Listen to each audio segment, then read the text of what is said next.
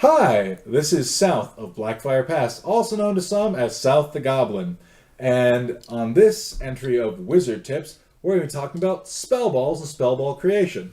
What is a spellball? Well, in Amtgard, a spellball is a sphere of about 2.5 inches across with a streamer in between 1 and 6 inches. It is used to denote that you've been struck by a spell. The color of the spellball determines what the specific effects of the spell that hit you has. For example, this is a force ball, whereas this is a lightning ball. They do different things.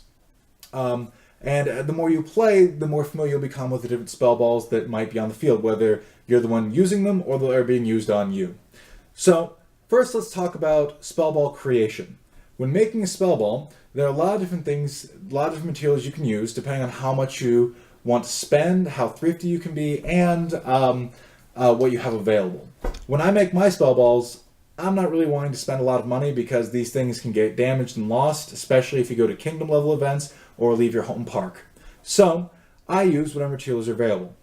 For example, old t-shirts make really good materials for the inside of the spell ball. So if I was to begin making a spell ball, first I'd start by just balling up the material. Try and make it as round as I can.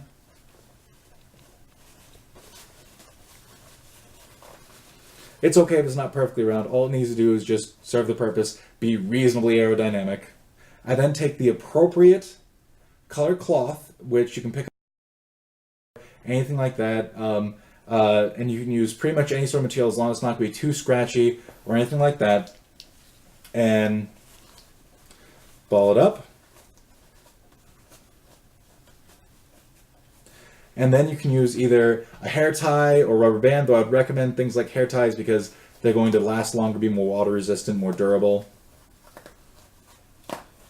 Put it over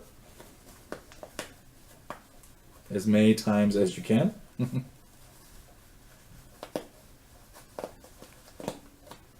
All right, and then you check to make sure the streamer is the right length. The streamer on this one's a little bit too long, so I just go ahead.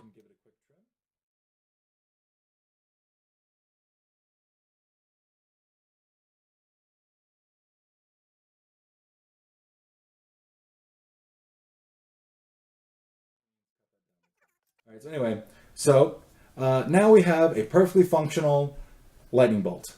But one last little thing that I always do for my whenever I make a spell ball is same thing that I do for any of my Amtgard equipment. I find some way to personalize it so that way anyone at my home park or anyone that might know who I am who sees it on the field can identify it as mine. So I take a piece of cloth like this. It has little skulls and crossbones on it. And I just tie it around.